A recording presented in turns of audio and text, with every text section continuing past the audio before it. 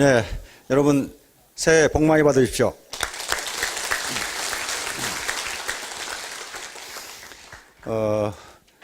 이 원데이 세미나에는 처음 오신 분들이 굉장히 많기 때문에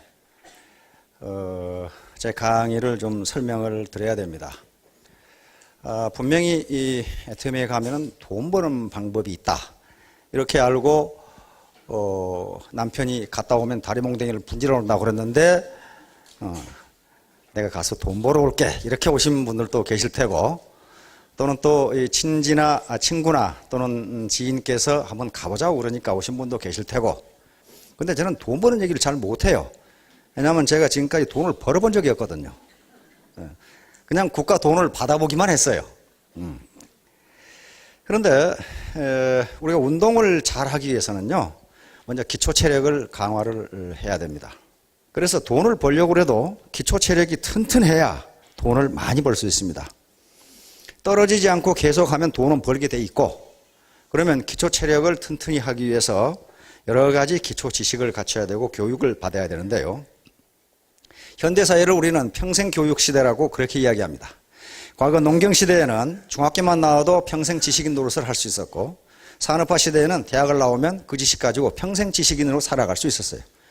그러나 지금은 대학을 졸업해도 그 지식 가지고 살아갈 수 있는 기간은 한 달도 못 됩니다. 캐캐 묵은 지식이 돼버려요. 그만큼 지식의 빅뱅, 즉 다시 말하면 지식 정보화 시대가 그렇게 빠르게 흘러가고 있다는 거예요. 그럼 우리가 왜 교육을 받는가? 그건 간단합니다. 멋진 인간이 되기 위해서 받습니다. 아무리 돈을 많이 벌어도요, 멋진 인간이 되지 못하면 존경받지 못하고 졸부 취급밖에 당하지 않습니다. 자, 그래서 우리는 교육을 받는 게 멋진 인간이 되기 위해서 우선 받는다. 그런데 그 멋진 인간이 돈을 벌어주는 기반이 됩니다. 그렇지 않고서는 돈을 못 벌어요, 현대사회에서. 자, 이게 새해 첫 이 원데이 세미나인데요. 우리 젊은 사업자분들은 통 모르는 음악을 하나 듣도록 하겠습니다. 새해 첫날인데 인상 쓸 필요는 없고 노래를 하나 들으면서 시작하면 좋겠죠.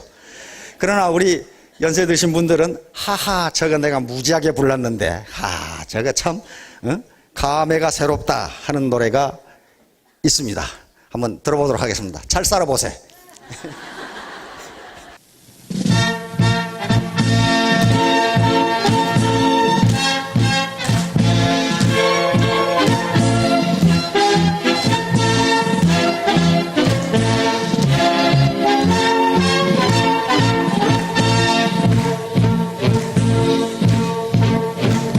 잘 살아보세, 잘 살아보세, 잘 살아보세. 우리도 한번 잘 살아보세. 금수나 강산 어여쁜 나라 한 마음으로 가고 가면 알뜰한 살림 재미도 절로 부귀 영화도 우리 것이다. 잘 살아보세, 잘 살아보세, 잘 살아보세. 우리도 한번 잘 살아보세. 잘 살아보세, 일을 해보세, 일을 해보세, 일을 해보세. 우리도 한번 일을 해보세. 태양 너머에 잘 사는 나라 하루아침에 이루어졌나. 티끌도 모아 태산이라면 우리의 삐땅 아닐까 보냐. 일을 해보세, 일을 해보세, 일을 해보세. 우리도 한번 일을 해보세. 일을 해보세, 뛰어가보세, 뛰어가보세. 우리도 한번 뛰어가보세.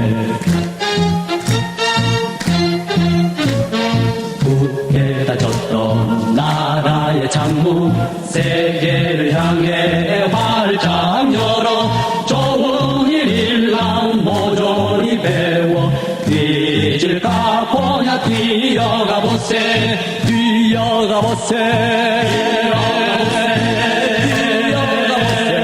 뛰어가보세 우리도 한번 뛰어가보세 뛰어가보세 예. 저 노래를 통 모르시는 분이 사실은 젊은 분이에요. 뭐 저런 노래도 있었나. 그게 사실은 굉장히 좋은 겁니다. 아이고, 저거 많이 들었는데 상당히 지금 연식이 좀 오래되신 분들이 그런데요. 그러나 이 가사가 매우 좋습니다. 언제든지 우리가 써먹을 수 있어요. 한번 잘 살아보자. 한번 일을 해보자. 한번 뛰어가 보자. 티끌 모아 태산이다. 그런 거죠. 자, 그래서 금년도는 모두 일을 하면서 한번 잘 살아보자. 요 꿈을 갖는 기간이 되었으면 좋겠습니다. 자, 매년 이맘때가 되면은요, 연말 연시가 되면 우선 청와대, 즉 대통령부터 내가 금년에 어떤 방향으로 이 국가를 이끌어 가겠다를 발표를 합니다. 국민에게 드리는 신년 인사입니다. 그걸 통상 사자성어로 발표를 합니다. 그렇게 되면 각 기업이 또 각부 장관이 전부 그걸 발표를 하고 그런 다음 지식인이라든가 교수 신문이라든가 여러 각계의 지도자들이 그걸 발표를 하는데 자, 우리 대통령께서 국민에게 보내는 신년 인사를 한번 보도록 하겠습니다. 자, 대통령께서 뭐라고 쓰고 계시죠? 예, 저게 내가 1년 동안 이 나라를 이런 방법으로 이끌어 가겠다고 하는 국민에게 고하는 겁니다. 자, 신년 인사입니다. 여기서 존경하는 국민 여러분부터 쑥 시작해서 이렇게 쑥 시작합니다. 다음. 자, 여기에 이제 핵심 문제가 나옵니다. 작년 한 해 일자리 문제로 참으로 국민 여러분의 어려움이 많았습니다. 지금 일자리가 지금 문제가 되죠. 이걸 밝혔습니다. 그리고 정말 안타깝고 진심으로 위로를 드립니다. 그런데 그럼 금년에는 어떠리라고 보느냐? 금년에도 무지 어려울 것이다. 올 한 해도 세계 경제의 어려움이 예상되고 한반도 정세도 유동적입니다. 청와대에서 이렇게 말할 때는요, 엄청나게 어렵다는 것을 경고하는 겁니다. 그리고 그 밑에 각부 장관들도 그렇게 얘기했고, 포철회 회장님은 좀 심하게 말씀하셨더라고. 아마 임진왜란 이래 가장 어려운 시기가 될 것이다. 이렇게 지금 얘기를 했는데, 그건 포철의 입장인 것 같습니다. 자, 그래서 이런 가운데서도 함께 힘을 모아 어느 나라보다도 먼저 이 어려움을 극복해야 하겠습니다. 국민들에게 같이 노력하자는 걸 지금 호소하시는 겁니다. 그런 뜻에서 올해 사자성어는 세종대왕께서 인용하신 임사이구로 삼고자 합니다. 요게 이제 이명박 대통령의 금년의 화두입니다. 이렇게 나가겠다. 자, 어려운 시기에 여기 해석을 해놨습니다. 어려운 시기에 큰일에 임하여 엄중한 마음으로 신중하고 치밀하게 지혜를 모아 일을 잘 성사시킨다는 뜻입니다. 다음. 자, 그래서 이제 이렇게 여러분들 해나가야 되겠다 하는 것을 말씀하셨습니다. 그러면 여기서 임사이구가 뭔지를 설명해 드리도록 하겠습니다.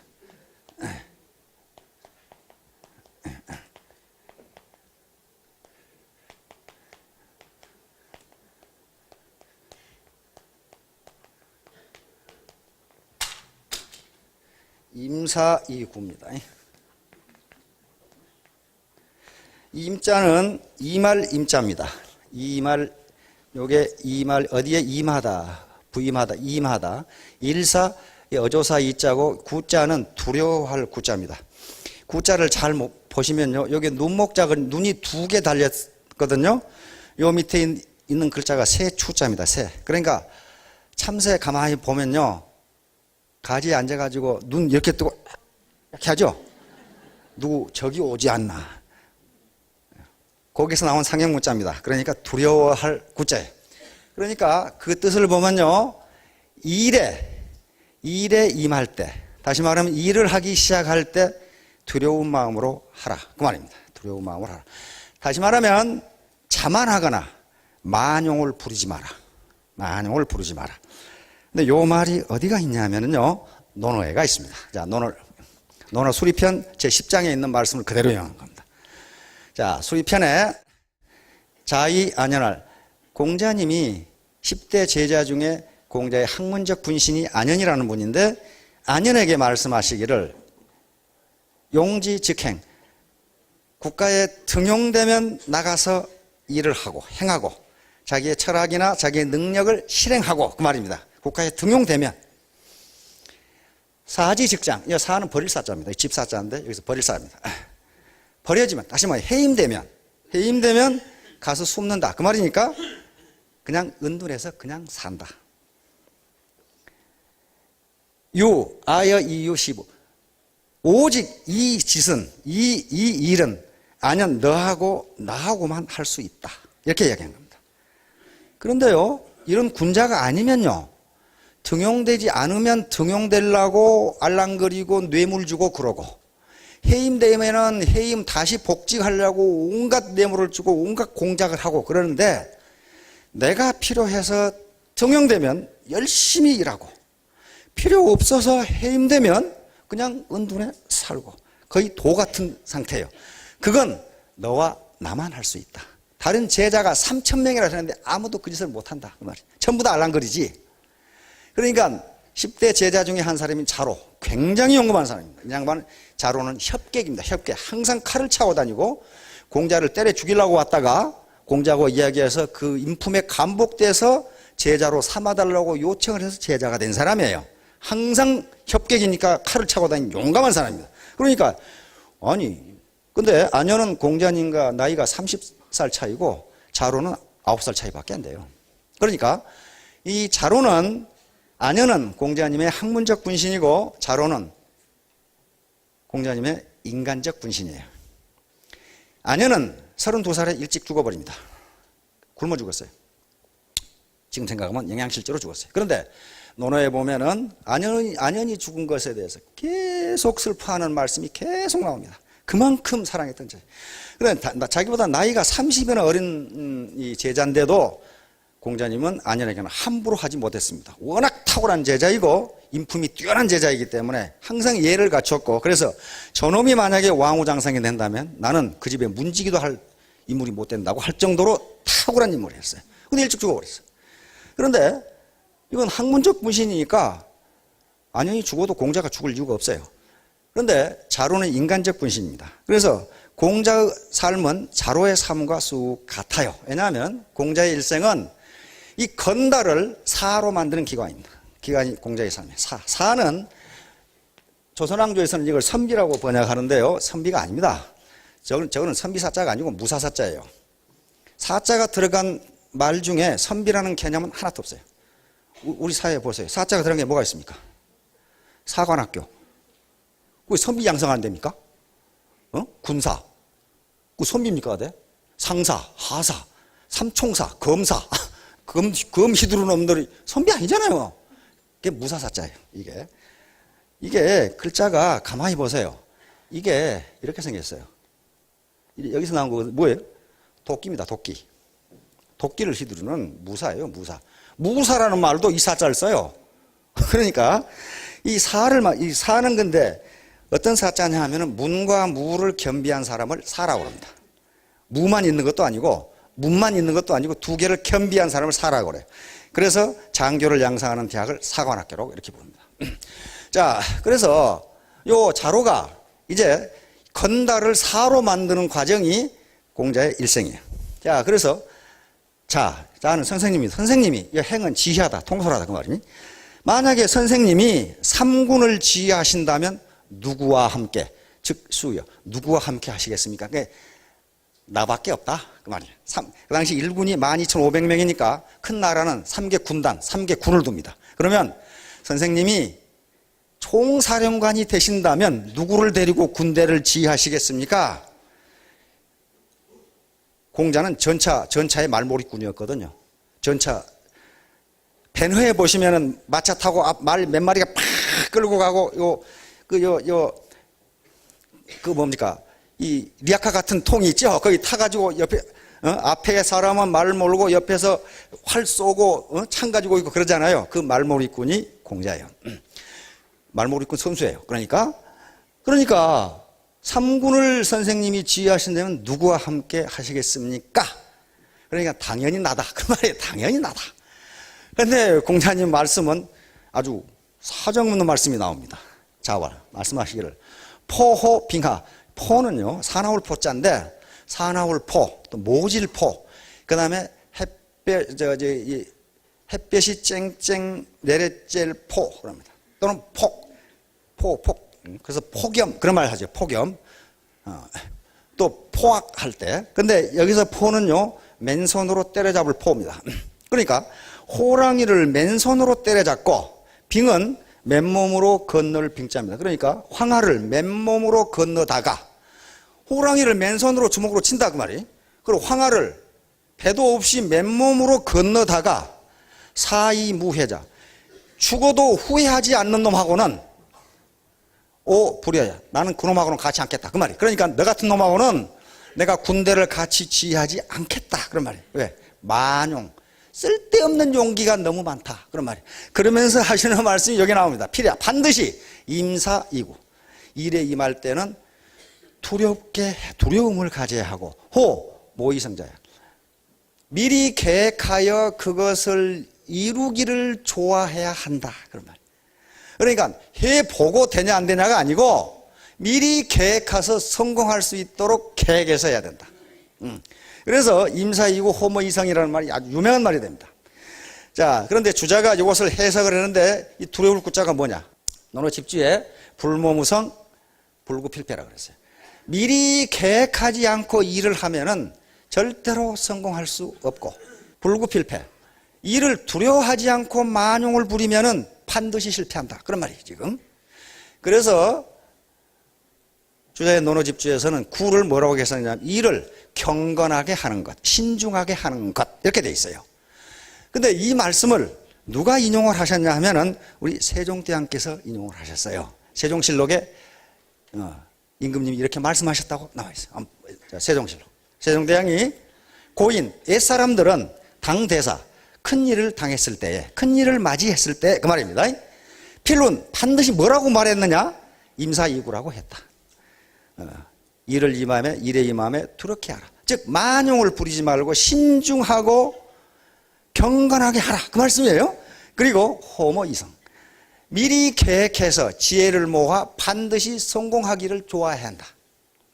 아무렇게나 막 해서는 안 된다 그 말이에요. 그 다음에 임사이구, 임사이구라는 말씀은 이걸 해석한 겁니다. 세종대왕이 위 불가무외야, 두려움이 없을 수가 없다. 일을 시작할 때 두려움이 없을 수가 없다. 그 다음에 호모이성, 호모이성이라는 말은 위 불가사야, 그렇다고 해서 두려워하고만 있어서도 안 된다. 무슨 말인지 알겠죠?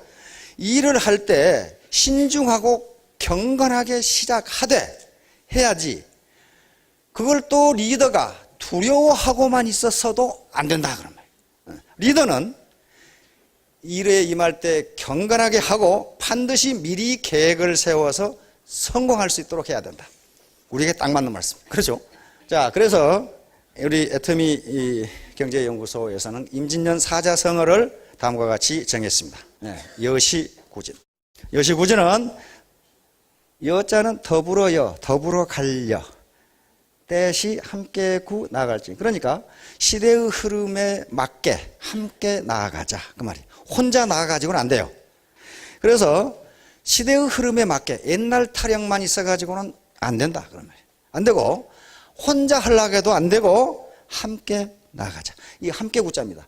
부모님이 두 분 다 살아계시면 그래서 부모 구촌 그렇게 이야기합니다. 부모님이 두 분 다 계신다, 함께 계신다 그 말이거든요. 함께 구때. 요 얘기는 최원배라는 중국의 학자가 한 얘기인데, 서세동점 시대 19세기 초, 20세기 초 19세기 말에 중국이 계속 서구 열강에 먹히니까 왜 이렇게 됐느냐, 중국이 왜 이 모양이 됐느냐 그러면서 수주대토를 설명하면서 요 말씀을 한 겁니다. 최원배라는 분이 20세기 초죠. 수주대토라는 것은 한비자에 나오는 얘기인데요. 밭 갈던 농부가 밭을 갈고 있는데 자기 밭 가운데 나무 구루토기가 하나 있는데 토끼가 뛰어나오더니 거기에 대가리를 부딪혀 죽었어요. 그러니까 농부가 밭은 알아가고 옳지, 저 나무를 지키고 있으면 토끼가 계속 와서 대가리 맞고 죽겠구나. 근데 그들은 그런 일이 없어. 한비자에 나온 얘기입니다. 다시 말하면 옛날에 있었던 일을 지금도 있으리라고 착각하고 앉아있다. 그 말이에요. 한비자 하는 얘기 그겁니다. 그러니까 옛 제도, 옛 사상, 옛 정치 방법은 다 틀렸는데 아니 그때는 그게 맞았는데 지금은 안 맞다. 그 말이에요. 안 맞으니까 때에 맞추어서 이 패러다임을 바꿔야 된다는 얘기를 설명하면서 한비자가 했던 얘기인데 이걸 최원배가 인용하면서 이렇게 하니까 중국이 서구 열강에 다 먹힌다. 이 패러다임을 바꿔서 새로운 서구 문물을 배우고 새로운 지식을 배워서 때에 맞추어서 발전하자. 이런 말이 우리에게도 딱 맞는 말이라고 생각합니다. 자, 다음. 자, 꿈은 이루어진답니다. 꿈을 꾸면 반드시 이루어집니다. 꿈을 꾸면 반드시 이루어져. 만약 이루어지지 않는다면 이 말이 없을 거예요. Dream comes true. 누가 어디서 많이 봤죠? 월드컵 할 때, 2002년 월드컵 할 때 우리 붉은 악마가 그 구호로 내세웠는데 그게 이루어졌어요. 어떻게 대한민국이 월드컵 4강이 됩니까? 언감생심. 그런데 그거 됐단 말이에요. 됐어요. 꿈은 이루어집니다. 그러면 아무 꿈이나 이루어지느냐? 그렇지가 않아요. 자, 짐 캐리 한번 볼까요? 짐 캐리 아시죠? 얼굴 표정을 80가지를 할 수 있다는 코미디언이자 영화 배우입니다. One, two, three. When the truth is found to be lying.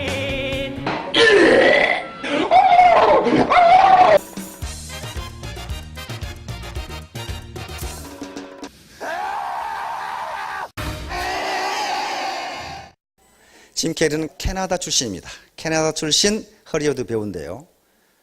집이 너무너무 가난해서 폐차장에서 먹고 잤습니다.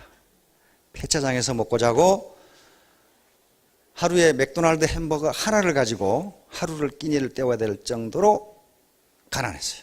자기 아버지가 사업하다 망해가지고 그렇게 된 거예요, 지금.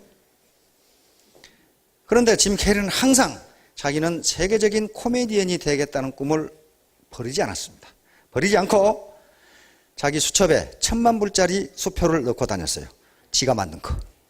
지가 만든 수표를 1,000만 불짜리 수표를 나는 언젠가 영화에 출연해서 편당 1,000만 불을 받는 배우가 되겠다. 그렇게 해서 1994년에 에이스 벤츄라 영화 보셨죠? 에이스 벤츄라. 저 그거 보고 사람 얼굴이 저렇게 변할 수 있나 나 그 생각했어요. 에이스 벤츄라. 그리고 같은 해에 더 마스크라는 영화가 히트를 하면서 1,000만 불을 받았습니다. 그 이듬해 1996년에 케이블가이라는 영화에 출연해서 2,000만 불을 받았어요. 편당. 우리도 한 240억 되죠. 그러면 나도 오늘부터 내 수첩에 1,000만 불짜리를 넣고 다녀야지. 그게 부적인가 보다. 그게 아니에요. 그게 부적에서 그렇게 된 게 아니고 자기 꿈을 구체화한 겁니다. 난 이렇게 되겠다. 그런데 꿈만 구체화한 것이 아니고 그렇게 되기 위해서 무지무지 노력을 했어요. 3살 때부터 표정 연기를 연습을 했다고 합니다. 그런데 10살 때에 80가지의 표정 연기가 가능하도록 훈련을 했어요. 그리고 캐나다 코미디언 클럽에 가입을 해서 15살부터 코미디언 클럽에서 연기 연습을 하게 됩니다.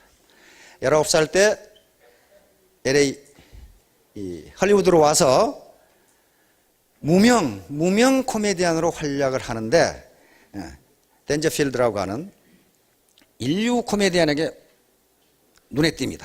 그래서 거기서부터 스타덤에 오르기 시작합니다. 그러면 그 인류 코미디언에게 댄저필드라고 하는 인류 코미디언에게 자기가 코미디언이 되겠다고 요청하거나 날 써주려고 이야기한 사람이 그 사람뿐이었겠느냐 그 말이야. 그러나 짐 캐리는 무지무지 열심히 노력했어요. 무지무지. 다시 말하면 자기의 꿈을 구체적으로 가지고 있고 그걸 실현하기 위해서 정말 피나는 노력을 했다고 그렇게 돼 있어요. 그렇게 돼서 편당 1,000만 불을 받는, 우리 돈 120억을 받는 배우가 된 겁니다. 배우가 된 거예요. 그러는 거지. 이 양반이 무슨 지가 만든 가짜 수표를 가지고 다니니까 이게 부적인가 보다. 이렇게 생각하시면 착각이라고 말이에요. 그거 부적 아니에요.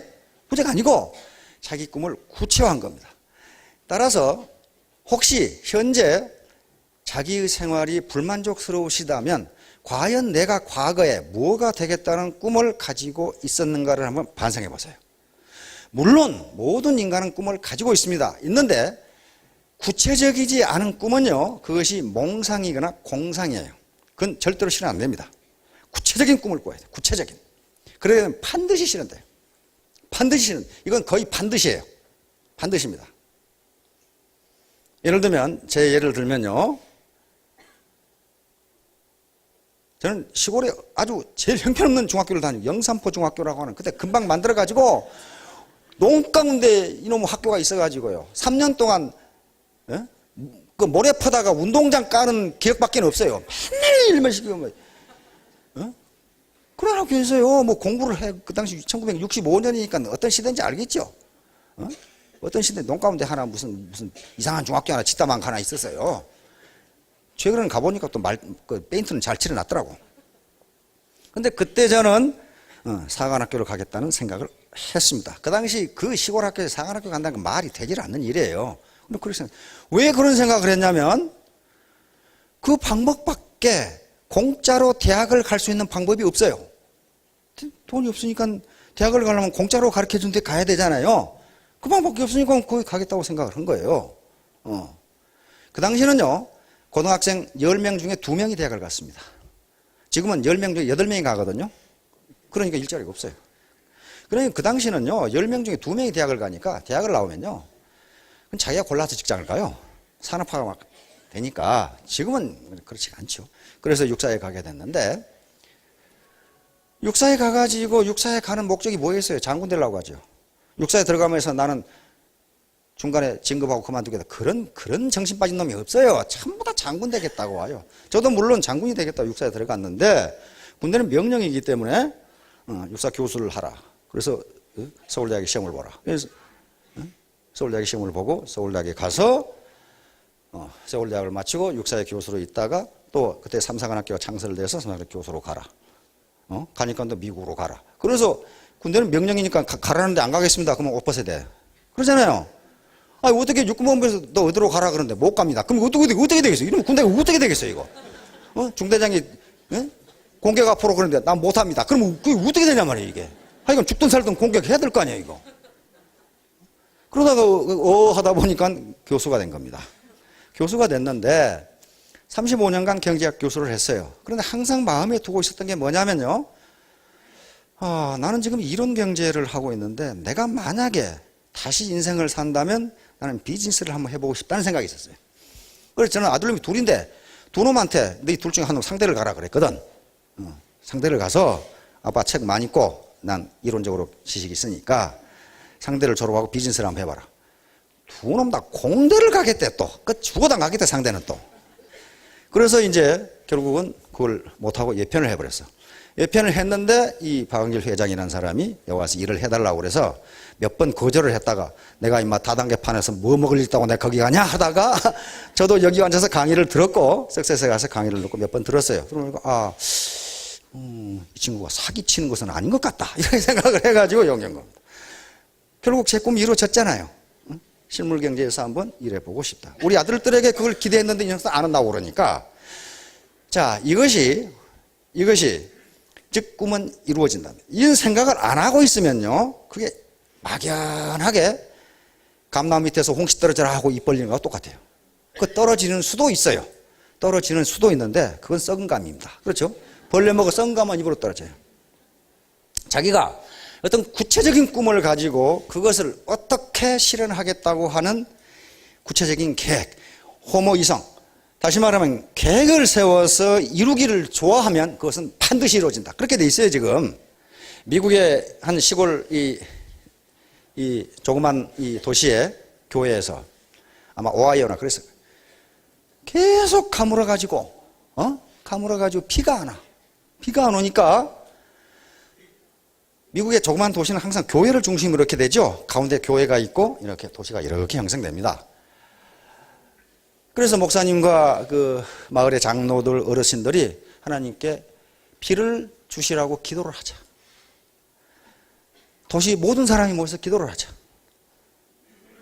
더운 여름에 이제 여름이니까 농사를 지어야 될 거예요. 그래서 이제 교회로 모여드는데 한 꼬맹이가 그 더운 날 우의를 입고 우산을 쓰고 간단 말이에요. 그러니까 야 이놈아, 이렇게 더운데 이마 우산 비 옷 입고 우이 입고 우산 쓰고 하느냐 그랬더니 아니 하나님께 비를 달라고 기도하라고 하면 하나님이 비를 주실 거 아니냐 그 말이에요. 그러면 올 때 우이 입고 우산 가지고 와야지 왜 그냥 가시냐 그 말이죠. 다시 말하면 하나님께 기도를 가는 모든 사람들이 비가 오리라고 믿지를 않는다 그 말이에요.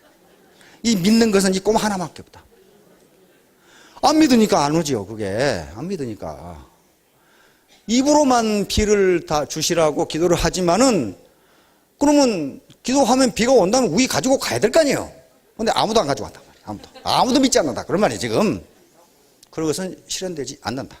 실현되지 않는다. 그래서 구체적인 꿈을 가져요. 구체적인.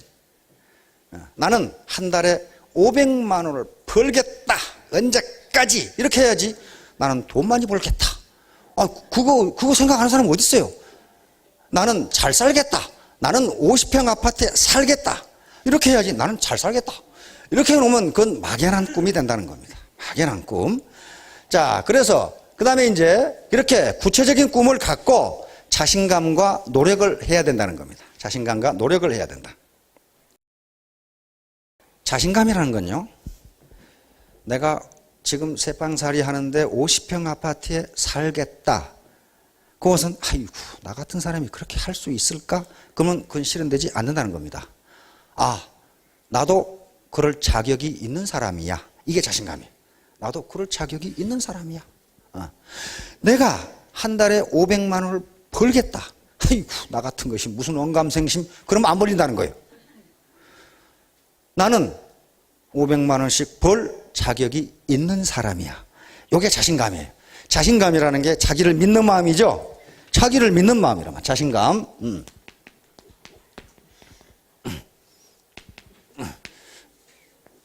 자신감. 그러니까 자기가 셀프 트러스트,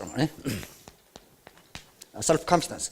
그러니까 자기가 자기를 못 믿으면요, 누가 자기를 믿겠어요? 누가 자기를 믿어주겠어요?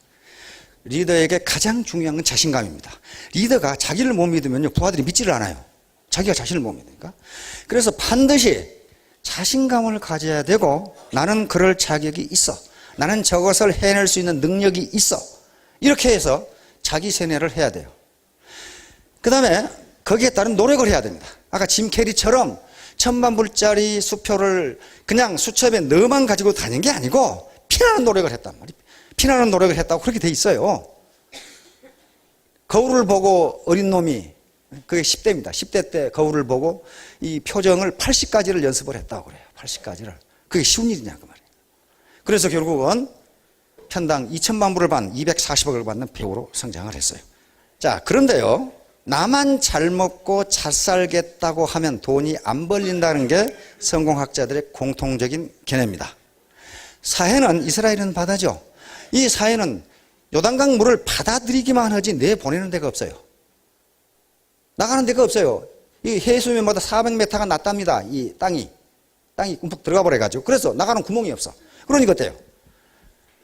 받아들이기만 하고 누구에게 주지 않으니 요 사해는 문자가 들어 데드시지요. 아무런 생물도 살 수가 없어요. 아무것도 없어요. 아무것도. 살지를 못해. 그러니까 나만 잘 먹고 잘 살겠다고 계속 걷어들이기만 하면은 그 주변에는 아무도 모이지 않는다. 그런 말이에요. 아이고 그래 너 잘 먹고 잘 살아. 그런데 그렇게 되면 어떻게 돼요? 데드시가 된단 말이에요. 그 사람 잘 먹고 잘 사느냐? 그렇지가 않다. 그런 말이에요. 이것은 세상 원칙입니다. 원칙이에요. 만물의 아주 만사의 원칙이에요. 요 데드시죠. 여기가 있는 거죠. 이렇게 여기서 이렇게 받아들이는데 나가는 구멍이 없잖아요. 그러니까 저런 사람은 베풀 줄 모르는 사람은 안 된다. 옛날에 새마을 운동본부 갔다 오신 분도 계실 텐데 저도 끌려가가지고 10일간 교육받고 왔거든요. 장교 소령 때. 근데 새마을 운동이 처음 시작돼가지고 그때는요, 새마을 지도자뿐만 아니고 공직자들 그리고 장교들 그리고 기업가들도 전부 새마을 운동본부에 가서 교육을 받았습니다. 그런데 제가 다니는 교회 한 80대 이 어르신이 이병철 회장님하고 같이 교육을 받았대요. 근데 그때 이분은 나이가 제일 젊어가지고 한 기업의 간부였는데요. 젊어가지고 총무를 했답니다. 총무가. 그래서 하루 종일 교육받고 새마을운동본부에서 10시에 잠을 자거든요. 저녁 먹고는 또 토의하고 발표하고 그러고 10시에 이제 끝나고 잠을 자요. 저는 가서 그 학생장을 해서 잘 알아요. 거기서. 그런데 10시가 되면 다른 기업주들은, 기업가들은 다 잠을 자는데 이병철 회장님은요, 저쪽 구석에다가 조그마한 전등 켜놓고 공부를 하고 계시더래요. 책을 보고 계시더래. 그래서 이 젊은 사람이니까, 아니, 회장님, 돈도 벌 만큼 번 양반이 피곤하실 때 잠이나 주무시지 뭔 공부를 그렇게 하십니까? 그렇게 얘기를 했답니다. 그러니까 이병철 회장님이 또 보더니, 자네는 자네 가족만 먹여 살리면 되지만은 나는 수만 명을 먹여 살려야 된다. 그래서 내가 결심 한번 잘못하면 수만 명이 고통을 당한다. 그러니 내가 어떻게 발 뻗고 편하게 잠을 잘 수 있겠나? 그 공부를 하고 계시는 거예요. 수만 명을 먹여 살려야 되는 사명감. 요게 오늘날 삼성그룹을 그렇게 크게 만들었을 겁니다. 아이고, 나는 벌만큼 벌었으니까 너희들 처먹거나 말거나 나 모르겠다. 그랬으면 아마 삼성이 지금 구멍가게가 돼 있을 거예요. 다시 말하면 내가 많은 사람에게 베풀어야 되겠다, 많은 사람을 먹여 살려야 되겠다고 생각하면 그만큼 돈이 들어온다는 게 성공학자들의 공통적인 개념입니다. 그리고 실험에 의해서 그렇게 돼요. 그렇게 됩니다. 그렇게 돼요. 자, 여기에 전부 이제 리더가 되시고, 인간은 근본적으로 리더입니다. 아이고, 나는 부하가 없는데. 자기 리더, 셀프 리더예요. 자기를 리드하지 못하는데 나는 다른 사람을 어떻게 리드하겠어요? 그렇잖아요? 자기의 주체성과 자기의 철학이 없이 자기를 리드하지 못하면 그건 안 되거든요. 그러니까 인간은 근본적으로 리더예요. 셀프 리더예요. 부터 시작해서 된단 말이에요. 따라서 이런 식으로 베풀면서 사업을 하면은, 우리 같이 살자고 사업을 하면 돈이 더 많이 벌린다는 겁니다. 자, 이게 상생의 꿈을 가자. 상생.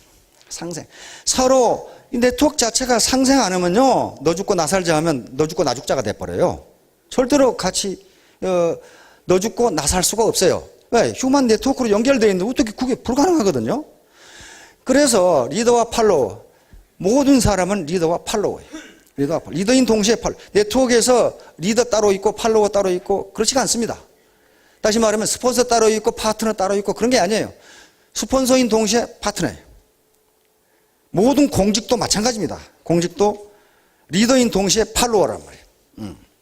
중대장이다. 중대장은 중대의 리더입니다. 그런데 대대로 올라가면 대대장이 팔로워예요. 그렇죠? 대대장은 대대 리더지만은 연대급으로 올라가면 연대장이 팔로워예요. 연대장은 연대의 리더지만 사단으로 올라가면 사단장이 리더가 되고, 사단장 후에 군단장, 군단장 후에 군사령관 계속 있어요. 제일 꼭대기까지 올라가면 누구예요? 대통령. 그렇죠? 대통령이 군 통수권자니까. 그러면 대통령은 팔로워가 없네, 팔로워가 아니네, 천만의 말씀. 그냥 많은 국민의 뜻을 따라야 돼요. 국민의 뜻은 국민의 팔로워예요. 이렇게 되니까 모든 인간은 아무리 지위가 높아도 리더인 동시에 팔로워예요. 그래서 리더는 어떤 생각을 가져야 됩니까? 아까 이병철 회장님 같은 생각을 가져야 된다. 나 혼자 잘 먹고 잘 사는 게 아니고 내 이 파트너들이 다 같이 잘 먹고 잘 살았으면 좋겠다. 그렇게 되는 경우에는 돈이 그만큼 들어온다는 거예요. 나 혼자 잘 먹고 잘 살아야 되겠다? 그러면 꼭 그만큼만 준다는 겁니다. 어떤 경우는 그만큼도 못 번다는 거예요. 팔로워들 마찬가지예요. 팔로워들도 자기가 리더인 걸 생각하고 위에 스폰서를 뜯어먹으려고 하는 이 팔로워가 가끔 나타나요. 이건 근데 우리 사회고 미국 사회고 어디 사회고 뜯어먹는 놈 치고 잘 되는 놈 나는 한 놈도 못 봤어요. 뜯어먹는 놈이 누굽니까?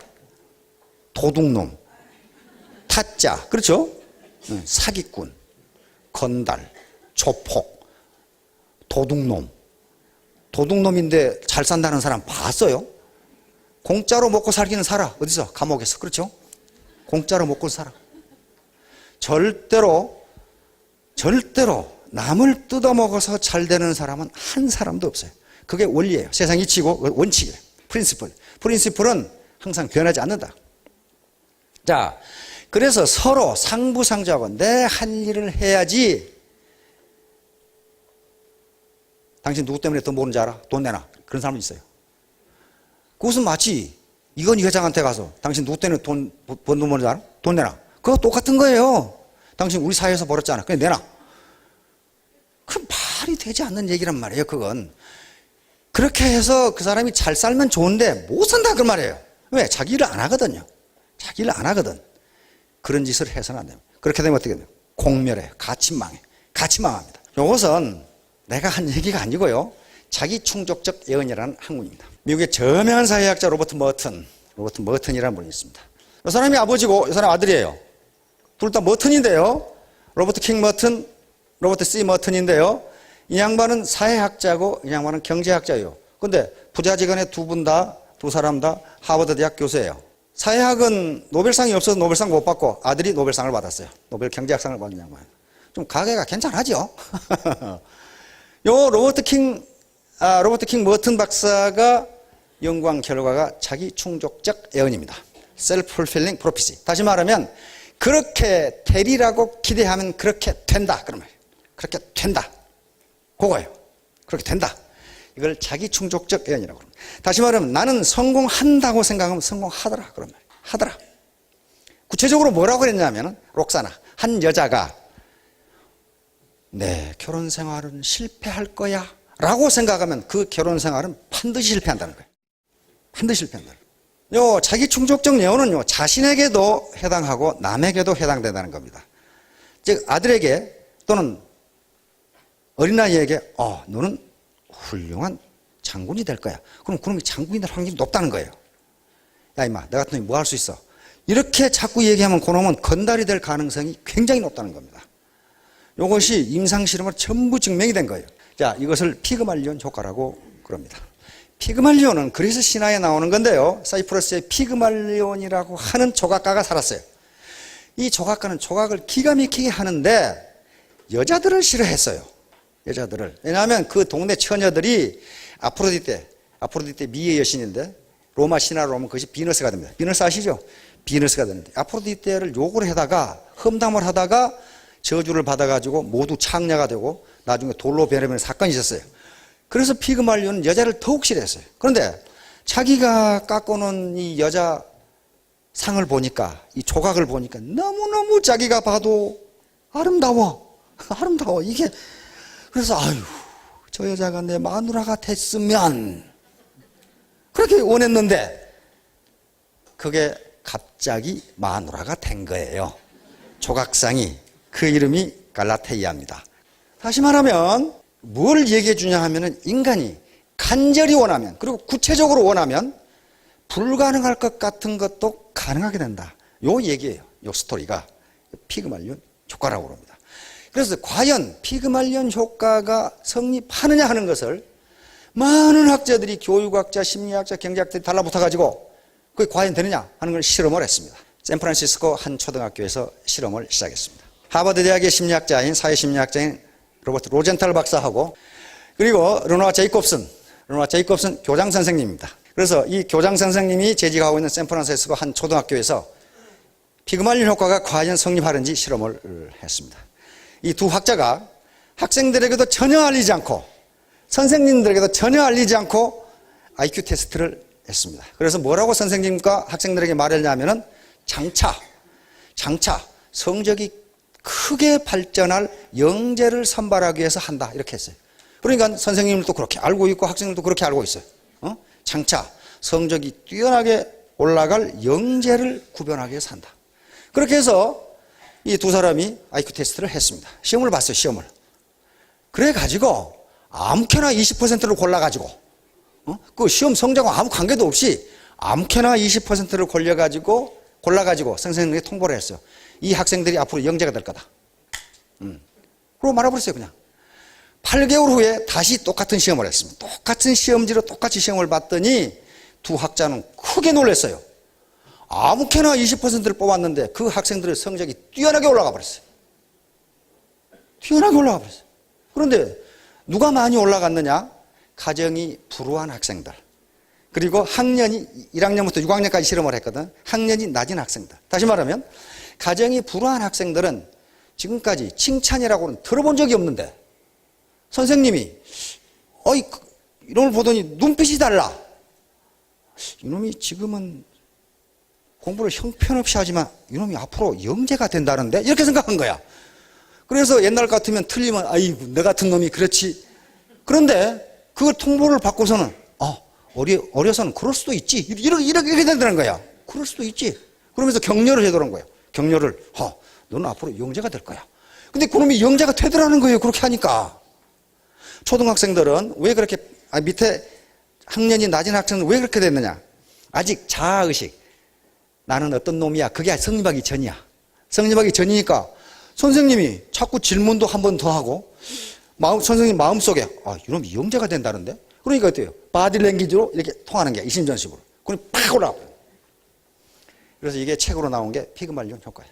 피그말리온 인 더 클래스. 학교에서의 피그말리온 효과. 이렇게 탁 나온 거예요. 자, 피 한 방울 흘리지 않고 죽어버린, 이건 네덜란드에서 실험을 했습니다. 네덜란드 19세기 말에 사형수를 가지고 실험을 했는데, 사형수에게 의학 발전을 위해서 좀 실험을 해야 되겠습니다. 그러니까 사형수도 워낙 이 험한 죄를 저질러 가지고 마지막으로 그럼 사회에 기여나 하자. 근데 의학자들이 뭐라 그랬냐면, 그 당시만 해도 의학이 아직 피가 우리 몸에 몇 %인지를 모르니까 의사들이 우리 인간 몸의 피가 우리 체중의 10%라고 합니다. 그런데 우리가 생각하기에는 그렇지가 않습니다. 더 많습니다. 실험을 약간 위험하기는 하지만 실험을 한번 해보겠습니다. 오케이 해가지고 실험을 했어요.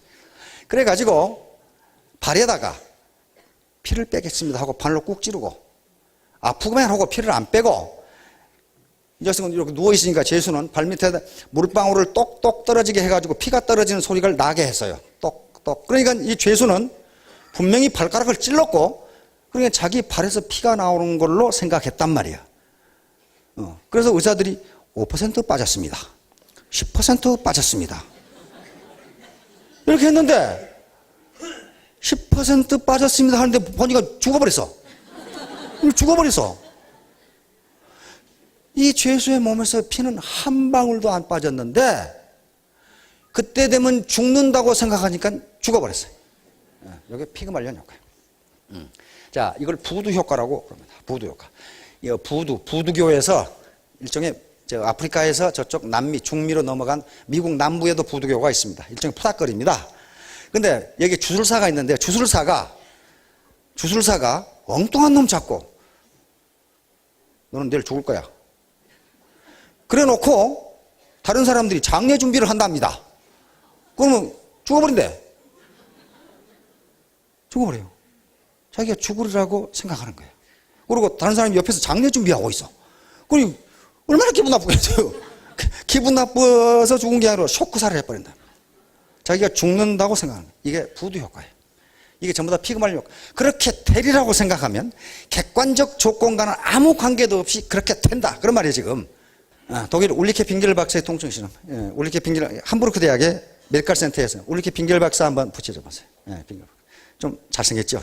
지금 이 학자들이요, 지금 경제학, 심리학, 뇌신경학까지 다 의학까지 전부 합해져서 하나의 학문으로 융합되어 가고 있습니다. 그래서 인간이 고통을 느낄 때 또는 어떤 의사결정을 할 때 우리 뇌신경이 어떻게 움직이는가를 연구하는 거예요. 그래서 MRI에다 건장한 청년들 22명을 가지고 실험을 해요. 그래 놓고 그놈은 자빠져 있고 이놈은 이렇게 있으니까 발에다가 열을 가해가지고 통증을 나게 만드는 거예요. 근데 동시에 뭘 집어넣냐 하면은 진통제, 모르핀을 집어넣은 겁니다. 그런데 현재 모르핀이 들어가고 있다는 말을 안 했을 때는 무지무지 아프다고 고함을 지른다 이거예요. 그런데 그러면 진통제에 모르핀을 집어넣겠습니다. 그랬더니 갑자기 안 아프다고 한단 말이에요. 그런데 이미 모르핀은 들어가고 있었다 그 말이에요. 모르핀이 들어가고 있는데 그걸 지금 안 들어간다고 생각하니까 아프게 느끼더라. 그 다음에 이제 나중에 중간에 모르핀을 끊어버렸는데 아프냐? 그랬더니 안 아프다 이거예요. 이미 끊었는데. 그러니까 뇌에서 느끼는 통증도요, 자기가 아프다고 생각하면 아프고 그렇지 않다고 생각하면 안 아프다 그런 거예요. 세계적인 피아니스트입니다. 초등학교, 중학교를 다니면서 왕따를 당했어요. 몸이 비대한 데다가 국영수를 못해. 항상 왕따를 당해. 근데 중학교 때 미국으로 이민을 가게 됩니다. 미국으로 이민을 가니까 이 여학생이 얼마나 고민이겠어요. 한국에서도 왕따를 당해가지고 공부 못하고 그랬는데 이 영어도 못하는 미국 가면 이거 어떡하겠냐 이 말이야. 그런데 공포를 가지고 클래스에 들어갔더니 선생님이 칭찬을 하는 거예요. 참 음악을 잘하네. 이렇게 된 거예요. 음악을 잘하네. 그래서 세계적인 음악가로 성장해 버립니다. 이 얘기를 한 거예요. 보스턴 심포니, 세계적인 심포니하고 같이 협연을 했죠. 얼마나 연습을 했겠어요. 이렇게 했습니다. 그러니까 너는 참 음악을 잘하는구나. 요 한마디가 이걸 이렇게 만든 거예요. 한국에 있었으면 지금 좀 어떻게 되겠어요? 국영수도 못해, 대학도 못 가, 지금 이렇게 돼 있을 거란 말이에요. 이것이 자기 충족적 예언이에요. 플라시보 효과. 이것은 위약 효과, 가짜약 효과라 그러죠. 아마 군대 갔다 오신 분들이 연식이 좀 오래되신 분들은 다 하실 거예요. 저 있을 때도요, 약이라는 게 아까전기하고 배탈약밖에 없어. 그래가지고 배탈 나는 놈도 아까전기 발라주고, 배에다가 머리 아프다는 놈은 머리에다 아까전기 발라주고. 근데 그게 나서요. 낫는다고. 언제 그렇게 했냐면요, 2차 대전 때 그렇게 했습니다. 2차 대전 때 전장터에서 약이 있어, 뭐가 있어요. 그러니까 아무거나 밀가루 반죽 해가지고 그 약에도 다 먹였어요. 그게 나았어요. 이걸 플라시보 효과라고 합니다. 그것은 마치 옛날 할머니들이 배 아프다 그러면 할머니 손은 약손 그러면서 이렇게 해주죠. 그러면 실제 나아요. 그게 나으리라고 생각하니까. 그걸 믿을 때만 그렇게 돼요. 우리 할머니 손은 약손이지, 이럴 때만 말이야. 이걸 플라시보 효과라고. 자, 그 다음에 무당 주술을 들어 포닥거리. 무당이 와서 야단하는데 병이 나섰다. 그건 야단해서 나선 것이 아니고 나으리라고 생각하니까 나았다. 그런 말이에요, 지금. 난리 법석을 피자고는 온 집안이 시끄럽게. 그건 귀신이 와서 낫게 해준 게 아니고, 그게 플라시보예요. 여긴 제인 엘리어트의 실험입니다. 지금 세계적인 미국의 저명 인사가 되어 있는 분입니다. 조그마한 시골의 이 백인 학교의 3학년 교사였는데 1968년에 마르틴 루터 킹 주니어 목사가 총에 피살됩니다. 흑인이죠. 흑인 인권운동을 하다가 지금은 미국 국경일로 되어 있죠. 킹 목사. 그런데 학교에 갔더니 초등학교 꼬마가 왜 킹이라는 자가 어떤 사람이 킹이라는 자를 쐈어요? 이렇게 물어봤어요. 그래서 제인 엘리어트는 인간 차별, 인종 차별, 인간의 차별이라는 것이 어떤 결과를 가져오는지를 이놈들에게 어떻게 설명을 할까 하다가 파란 눈, 갈색 눈 실험을 시작한 겁니다. 초등학교 3학년 클래스에 눈동자가 파란 학생하고 갈색 눈하고 갈랐어요. 갈라가지고 원래 유전적으로 갈색 눈이 지능이 높고 굉장히 유능하다. 그리고 파란 눈을 가진 놈들은 다 멍청이다. 이렇게 했어요. 멍청이다.